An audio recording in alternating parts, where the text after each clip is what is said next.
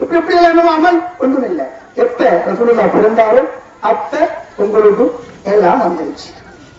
இந்த ரசூல், இந்த கண்மணி நாயகம், இவர்களை பற்றி என்ன பேச விமர்சனவங்க? அவர் பிறந்ததை கொண்டாடுறியா, மௌத்தா போறதை கொண்டாடுறியா? சூரத்து மரியம் 15 வசனத்தை சொல்லிட்டார். சலாமுன் அலைஹி யௌம யமூது யௌம, அதாவது சலாமுன் அலைஹி யௌம யமூது யௌம யுபால் யௌம யமூது யௌம யுபால். சலாமுன் அலைஹி அவர் கண்மணி நாயகம் சொன்னார்கள், யௌம உலித யௌம யமூது யௌம யுபால் ஹய்யா. அல்லாஹ் சொல்றான். அல்லாஹ் கேட்டுவாங்க சூரத்து மரியம் 15 வசனம். இந்த ஆயத்துக்கள் எல்லாம், இந்த ஆயத்துக்களை எல்லாம் ஆயுதமான கையில் வச்சுக்கிறோம். பகவான், அரே நீ பிறந்த விழாவை கொண்டாடுறியா, மௌத்தா போன நாளை கொண்டாடுன்னு கேட்டா இந்த ஆயத்தை வாழுங்க. சூரத்து மரியம் 15 வசனத்தை வாழுங்க. கேளுங்க தம்பி பாப்பா உடனே சொல்றேன். இதுக்கு விளக்கத்தை சொல்லிட்டு விட்டான். என்ன எல்லாம் சொல்றேன்? கண்மணி நாயகம் பிறந்த நாளும், யௌம உலித பிறந்த நாளும், வயௌம யமூது மரணித்த நாளும், வயௌம யுபாது எழுப்பப்படுகின்ற நாளும், ஐயா உயிரா எழுப்பப்பட்ட நாளும், சலாமும் உயிரற்றமானது, வெற்றிகரமானது, சந்தோஷமானது என்று மகிழ்ச்சியான அல்லாஹ் சொல்கிறான். சலாமுன் அலைஹி யௌம உலித பிறந்த நாளும் உங்களுக்கு இரக்கம், உங்களுக்கு மகிழ்ச்சி தரக்கூடிய, உங்களுக்கு சலாமத்தானது. வயௌம யமூது அவர் மௌத்தா போன நாளும் உங்களுக்கு இரக்கம், உங்களுக்கு மகிழ்ச்சிகரமானது. வயௌம யுபாது ஹய்யா நாளை மறுமையிலே எழுப்பப்படுகின்ற போதும் உங்களுக்கு சிறந்தது, மகிழ்ச்சியானது. என்ன மௌத்தா போன நமக்கு சிறப்பு மகிழ்ச்சி என்ன? அதுதான் கண்மணி நாயகம் அவர்கள் ஹதீஸிலே சொல்லி காட்டுகிறார்கள், தெளிவாக சொல்லுகிறார்கள். என்ன சொல்லுகிறார்கள் தெரியுமா? கண்மணி நாயகம் அவர்கள் இதெல்லாம் டாக்டர் சொல்றல, இதெல்லாம் மறைச்சு போறாங்க. அது எப்படி மௌத்தா போன சந்தோஷம் சொல்றாங்க. ஹயாத்தி கைருல் லக்கும் வமமாத்தி கைருல் லக்கும், நான் உயிர் வாழ்வதும் உங்களுக்கு சிறந்தது, நான் மௌத்தா போய் இருப்பதும் மறைந்திருப்பதும் உங்களுக்கு சிறந்ததே. யார் சொல்றது? ரசூலுல்லாஹ் சொல்லுகிறார். அன்பு சகோதரிகளே, கண்மணி நாயகம் அவர்களே சொல்லுகிற போது நமக்கு ஏன் கவலை? அப்படி மௌத்தா போற எப்படி சிறப்பு தெரியுமா? அது சொல்றாங்க ரசூலுல்லாஹ் அப்படின்னு விளங்கப்படுற ஹதீஸ்ல, ஃபைதா ரஅய்து கைரன், அந்த ஹதீஸ் தொடர்ல சொல்றாங்க. இந்த ஹதீஸ் நான் சுருக்கி போடுறேன், வச்சிருப்பாங்க. நான் கபூர்ல இருக்கிறேன், நீங்க சில அமலெல்லாம் பார்த்துக்கிட்டே இருக்கிறேன். அல்லாஹ் ரசூலுல்லாஹ் சொல்றாங்க. நாங்க சில அமலெல்லாம் எல்லாரும் சொல்ல பார்த்துட்டு இருக்கிறாங்க. நலவு செஞ்சா ஹமிதுல்லா, அல்லாஹ்வை புகழ்கிறேன். ஃபைதா ரஅய்து ஷர்ரன், நீங்கள் கெடுதி செய்வதை கண்டால் இஸ்தக்ஃபர்து லக்கும், உங்களுக்காக வேண்டி நான் பிழை பொறுப்பு தேடிக் கொண்டிருக்கிறேன் என்று சொன்னதில்லை கண்மணி நாயகம் சொன்னார். இது எங்க வருது? இந்த ஹதீஸ் எங்க வருது? கண்மணி நாயகம் ஹதீஸ் எங்க வருது? இது விளங்கிக் கொள்வோம். ஜாமி சகீர் என்ற ஹதீஸ் கிரந்தம் 3வது ஜுஸு 479 பக்கம். இந்த ஹதீஸ் வச்சுக்கோம். ஜாமி சகீர் என்ற ஹதீஸ் கிரந்தம், ஜாமி சகீர் என்ற ஹதீஸ் கிரந்தம் 3வது பாகம் 479 பக்கத்தில் இந்த ஹதீஸ் வருகிறது. எனவே ரசூலுல்லாஹ் இப்படி ஒரு முடிவு வந்தோம். குர்ஆன் சூரத் மரியம் 15 வசனத்தை வைக்கும் இந்த ஹதீஸை மையமாக வைத்து முடிவு பண்ணபடி ரசூலுல்லாஹ் மறைந்திருப்பது நமக்கு சிறப்புத்தான், உயிர் வாழ்ந்ததும் சிறப்புத்தான். இப்ப ரெண்டையும் கொண்டாடலாம். அப்படின்னு ரசூலுல்லாஹ் பிறந்த இடத்துல விழா கொண்டாடி மேலும் மௌத்தா பிறந்த இடத்துல விழா கொண்டாடு ஆயிரம் வந்திருக்கு. நிறைவேற்றி 2000 வச்சுக்கணும். உருவாங்க ஆயிரம். மேலே சூரத்து யூனூஸ் 58 வசனம் ரசூலுல்லாஹ் போட்டு சந்தோஷப்பட்டு விழா கொண்டாட சொல்கிறது. அது பிறந்த நாள்ல கொண்டாடுறியா, மௌத்தா நாள்ல கொண்டாடுறா, ரெண்டுலேயும் கொண்டாடும்.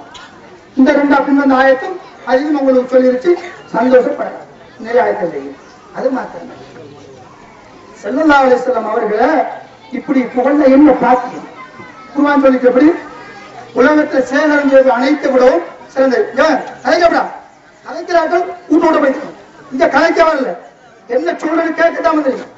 இப்படி இப்படி கலைச்சுதான் சொல்றது கேட்காம விட்டுத்தான் எங்க சமுதாயத்தை சீரழித்து போயிருக்கு. எவன் உண்மையை சொல்றான், எவன் ஹக்க பேசுறான், எது குர்ஆன் எது ஹதீஸ் ஒன்றும் தெரியாம இன்னும் இந்த நாசமா போனவங்களுடைய கருத்தை கேட்டு நாசமாய் கொண்டிருப்போம். இஸ்லாமிய சமுதாயம் இந்த சீரழிகிறது. இஸ்லாமிய ஊர்கள் இந்த நிம்மதி இருந்து வருகிறது. இந்த அனாச்சாரம், இந்த அட்டூழியம், இந்த கேவலம், இந்த ஒரு அழிவு யாரால? இஸ்லாமிய சின்னங்களை, இஸ்லாமிய விழுமியங்களை இந்த நாசவார கூட்டங்கள் அழிப்பதனால் தான். இதை நீங்க விளங்கிக்கணும். இருப்பவர்கள் ஜாக்கிரதையா இருக்கணும், தெளிவடையணும் என்பதற்காக நாங்க சொல்றோம். நல்லா விளைவிக்கிறோம். மார்க்கம் இது, மூர்க்கம் அல்ல, மார்க்கம். இப்படித்தான் வாழணும், உள்ளதான் செய்தோம், உள்ளதான் செய்வோம் என்ற கொள்கையில் இருக்கும். இது நினைச்ச மாதிரி எல்லாம் பேச்சு போட்டு அங்க இங்க மடம் போட்டு போட்டா ஒரு சத்தம் வர, நாடாள போக்கல ஒரு ஊசி தான் கேட்கும். அப்படி என்னமோ அதுல லைட்டு போனவங்க போல, அதுதான் சோர்க்கந்தார மாதிரி அதுல மதி வாங்கி போறீங்க. இந்த ஆலிம்சாக்கள் பேசுறாங்க, ஏனோதான் உங்களை இஷ்டப்படி வாழ். என்ன முஸ்லிம்களா அது வேட்டு மதக்காரர்கள்? ஏன் ஏன் இந்த போலி போக்கு? ஏன் இந்த பத்தி எப்படியான நிலைப்பாடு தெரிந்தோன்னா நாளைக்கு ஒரு விஷயம் விளங்கணும், நல்லா புரிஞ்சு கொள்ள முடியும் சகோதரிகளே. எனவே ஸல்லல்லாஹு அலைஹி வஸல்லம் அவங்க குர்ஆன் சொல்லிட்டு எந்த நன்மை உலகத்தில் உள்ள எல்லா வஸ்துக்களை எவ்வளவு வஸ்துக்களை சேர்த்தாலும் அத்துணை விடவும் ரசூலுல்லாஹ்வை விழா கொண்டாடி சந்தோஷப்படுவது சிறந்தது என்று குர்ஆன் சொல்லுகிறது. அதுக்கு ஒரு ஆதாரத்துக்கு நல்லா ஒரு சஹாபி வர்றார். ஒரு சஹாபி வந்து கேட்கிறார், மத்தா எப்ப கியாம நாள் உருவாகும் என்று கேட்கிறார். நல்லா கேட்கணும். இது நல்ல ஒரு ஆதி வரக்கூடிய சகையான ஆதி எல்லோரும் விளைய கொள்ளணும். இவங்க சொல்றாங்களே விழா கொண்டாடுறாங்க, மௌலிது ஓதுறாங்க, உப்பு பாட்டின்னு சொல்றாங்களே, இதுக்கு என்ன கூலின்னு நீங்க நினைக்கலாம். சில நிலை சொல்லக்கூடும், சிலவங்களை கேவலப்படுத்தக்கூடும். இந்த ஹதீஸ்ல ஞாபகம் ஒரு வந்து கேட்கிறாரு, யாரு சொல்லுங்க எப்ப கியாம நாள் உருவாகும் கேட்கிறேன். எப்ப கியாம நாள் உருவாகும் கேட்கிறேன். அப்ப ரசூலா கேட்டாங்க, அதுக்கு நீ என்ன தப்பா தயார் செஞ்சீங்க? வாலிபர்களாக கேட்டுவோம், அதுக்கு என்ன அவங்க தயார் செஞ்சீங்க? நான் ஒன்றும் தயார் செய்யறேன், நான் தொழில் ஒன்றும் சேர்க்கிறேன், நோம்பு முடிச்சு நான் ஒன்றும் சேர்க்கிறேன், ஜக்காத்து கொடுத்து நான் ஒன்றும் சேர்க்கிறேன். ஆனா அல்லாஹ்வுடைய ரசூலை விரும்புகிறேன். என்ன சொன்னாங்க? அல்லாஹ்வுடைய ரசூலை நேசிச்சிருக்கிறேன், அன்பு வைக்கிறேன், பாசம் வைக்கிறேன். அவ்வளவு. அப்படியா? நாளை மறுமையில சுவர்க்கத்திற்காங்க சொன்ன கருத்தன நாளை மறுமையில சுவர்க்கத்தில் என்னுடன் இருப்பார். இது ஒரு இது ரசூலுல்லாஹ் நேசத்தில் கிடைக்கின்ற கூலி. இன்னொரு சம்பவம், கண்மணி நாயகம் ஸல்லல்லாஹு அலைஹி வஸல்லம் அவர்கள் மதீனா பள்ளியில பயான் பண்ணிட்டாங்க. ஒரு குழந்தை அழுகிற சத்தம் கேட்குது. அதை விளங்குங்க. இந்த நேசம் வைக்கிற பாட்டிகளுடைய கூலிய பாருங்க, பாக்கியத்தை பாருங்க. நம்முடைய பழையாக்கள், லெப்பமாறு, மூதாதையர்கள் இதை ஏன் செஞ்ச என்பதற்கு தான் ஆதாரம் சொல்றேன். நல்லா கேட்டுப்பாங்க. அப்ப ரசூலுல்லாஹ் பயான் பண்றாங்க, குழந்தை அழுகிற சத்தம் கேட்குது. எல்லாரும் காது கொடுத்து பார்க்காங்க. ஈச்சம் குத்தி கத்துது. என்ன கத்துது? கத்துமா? ஆம் கத்தும். அந்த சுலைமான் நபி அலைஹிஸ்ஸலாத்துல உலகத்தில் அனைத்து வஸ்துக்களும் பேசின, ரசூலுல்லாஹ்வுடன் மரங்கள் பேசின. காபீர்கள் சொன்னார்கள், அபூஜஹல் கூட்டம் சொன்னார்கள், இஸ்லாத்தை ஏற்றுக்கொண்டா இந்த மரத்தை உங்கள்ட்ட வர வச்சு காட்டணும். ரசூலுல்லாஹ் கூப்பிட்டாங்க, வந்துச்சு. ஜாஅத் ஷஜரு வனதக்கல் ஹஜரு வஷக்கல் கமரு பிஇஷாரத்தி. மொழிது ஓதுறோம். மரம் வந்தது, கற்கள் பேசின, கற்கள் பேசினது, சந்திரன் பிறந்தது. இதனால் சைக்கிளினால் ரசூலுல்லாஹ்வுக்கு எல்லாம் வசப்படுத்தி கொடுக்கப்பட்டிருக்கிறார். அப்ப ஈச்சங்குட்டி அழுகிறது, காது கொடுத்தாங்க, ஈச்சங்குட்டி அழுகிறது. அப்ப ரசூலுல்லாஹ் கேட்டாங்க, ஈச்சங்குட்டியே நீ ஏன் அழுகிறாய்? வாலிபர்கள் செய்யலாம், வாலிபர் நல்லா படிச்சு விளங்கி போடுங்க. என்ன ஈச்சங்குட்டியை பார்த்து ஏனப்பா நீ அழுகிறாய்? அப்ப ஈச்சங்குட்டி சொன்னச்சா, இதனாலும் நீங்க எதிர்கால வரையில என் மீது இருந்தா நீங்க பயம் பண்ணினீங்க. ஆமா, இப்ப என்ன ஒதுக்கி போட்டு உங்களுக்கு மிம்பர் மேலே அமைச்சிட்டு இருக்காங்க. இனி நீங்க என் மீது எப்ப உட்கார போறீங்க? அதை நினைச்சுதான் அழுகு. சுபஹானல்லாஹ்.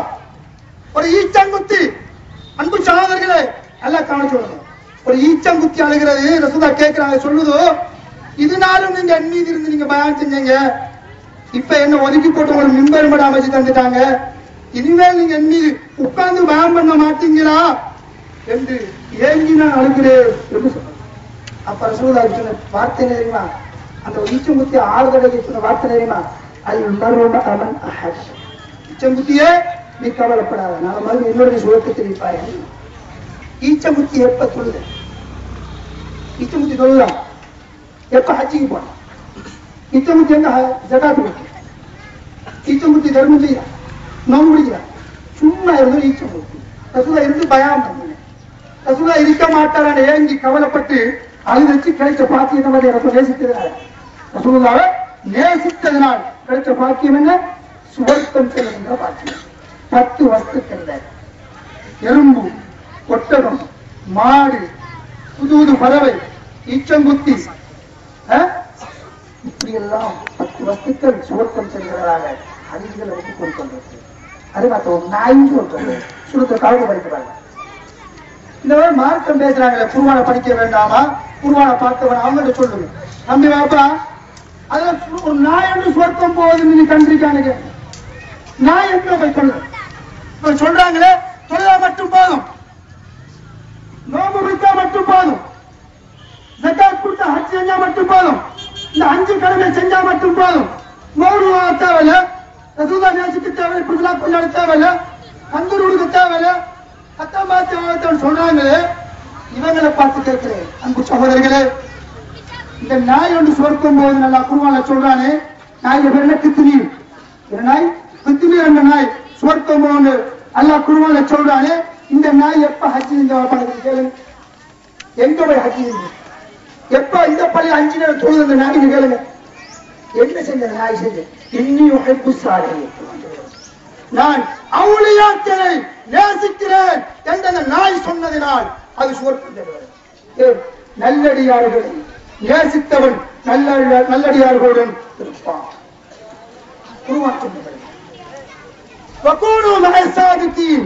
நல்லடியார்கள் அவுலியாக்களுடன் நீங்கள் இருங்கள் என்று குர்ஆன் சொல்கிறது.